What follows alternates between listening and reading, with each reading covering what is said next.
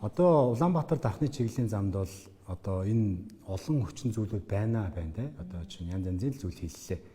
Маш олон хүмүүс амнаас төрөнгөөр хохирсон.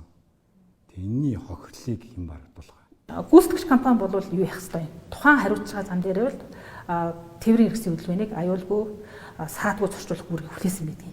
Тийм захиалагч бод гэрээнд тусгаад өгчихсөн. Тэгэхээр гүйцэтгэгч компаниуд бол тухайн одоо төр замын ажлыг байнгын засварчлалгаар хангаж явах ёстой. Одоо гэхдээ бас нөгөө Монгол орны цаг агаарын нөхцөл байдлаас ингээд төр замаа ингээд засаал 2-3 хоног болоход л ингээд тоосчул москулахаар хэмжээ авна шүү дээ. Тэгэхээр нөгөө нэг дорхнол ингээд ууршаал хатаах гэх юм уу тийм асуудал хүндрэлт асуудал гардаг. Гэсэн хэдий захиалагч бол бид нар бол байх ёстой шаардлага тавьж ажиллаж байгаа. Тэгэхээр энэ одоо тухайн замын хэсэг дээр гарсан асуудлыг бол ялангуяа одоо эн чинь аваар өсөлт чинь олон хүчин зүйлээс нөлөөж байгаа шүү дээ тий. Жолоочийн буруу байна.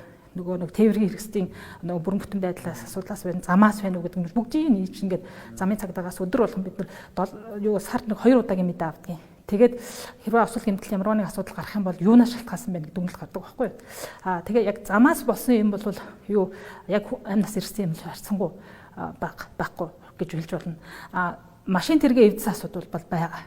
Тэгэхээр эдгээр бол цэвэр одоо гүйцэтгэж байгуулгалт ерөнхийдөө бас хариуцах ёстой. Уучлаарай 2018 оны төсвөр те одоо Европын сэргээн босгалтын багч, Азийн хөгжлийн багч энэ төсвөр одоо 21 онд зам барьж чадах юм уу? Тэр төсвөр хүрэх юм уу? Барилгын материалын үн, цементний үн одоо өөр юу гэдэг бүх юмны үн ингээд өссөн байгаа энэ тохиолдолд одоо барьж чадах уу? Одоо эсвэл миний бодлоор ингээд харж байгаа өнцгөр бол ингээд нөгөө газар чинь төсөв нь хөрсөнгүйгээ дуусчих юм шүү. Үгүй. Одоо бид нар гэрээнд одоо ямар нэгэн үнийн өсөлтийг тооцох гэдэг асуудал гардаг байхгүй.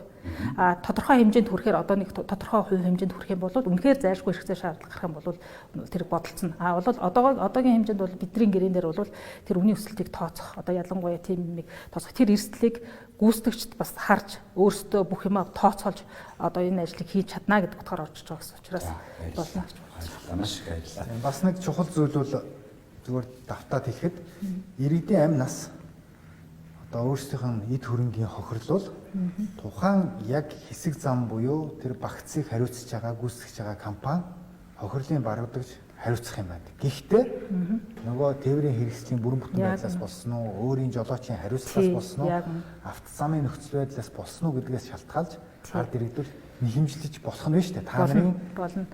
Тусан гүйцэтгэгч та нартай хийсэн компаниудын одоо тэр одоо гэрээ гэрүүл. Зөв. Тэгвэл иргэдэд нэг юм чухал мэдээлэл нь юм байна. Замын нөхцөл байдлаас болж ямарваа нэгэн гэмтэл одоо юу очих юм бол тэр гүйцэтгэгч компани хариуцах ёстой. Гэрээч болон амь насны юм байгаа шүү дээ. Тэгээд замын энэ нөхцөл байдлаас бол тэгвэл энийг бол тээврийн цагдаа тэр даатгалын компаниуд оролцож тогтоогоод энэ бол тухайн багц хэсгийг хариуцж байгаа компани бол төлбөрийн барагдуулах нь шүү дээ. Иргэдийн машины эвдрэнүүд. Одоо манайх ингэдэг байхгүй юу? Зорчигчд бол бас нэг юм дутгал гаргадаг. Юу гэхээр замаа ингээд хусаад түр замаа аягүй игдэл эвтэйхэн болонгууд хурдаа нэмдэг байхгүй юу? Тэр хурд нэмнэ гэж бид нар ч мөр тэмдэг заагаад өгөөч 50 км/цаг хурдтай явах хэвээр 30 км ууларах 30 км явах хэвээр гэхээр чинь нэг хусны дараа бол өстой маш их хурдтай явж байгаа байхгүй юу? 80 эргээл тэнгууд өөрсдөө тэрнээс бол хажуугаар явж байгаа л нөгөө чил мэлээ хагалан чулуу өсрөн гэдэг асуудал гарахаар энэ бол замын буруу биш жолоочийн хариуцлагын асуудал болчихж байгаа байхгүй юу? Тэгэхээр тэр байдлыг одоо тогтоох зорилгоор манай жолоочийн хариуцлага яг нормал хурдтайгаар яваад замын нөхцөл байдлаас шалтгааллах юм бол өсрөх юм бол одоо тэр гүйцэтгэгч компани хариуцна гэсэн үг. Ойлгомжтой. Адах их чухал мэдээлэл.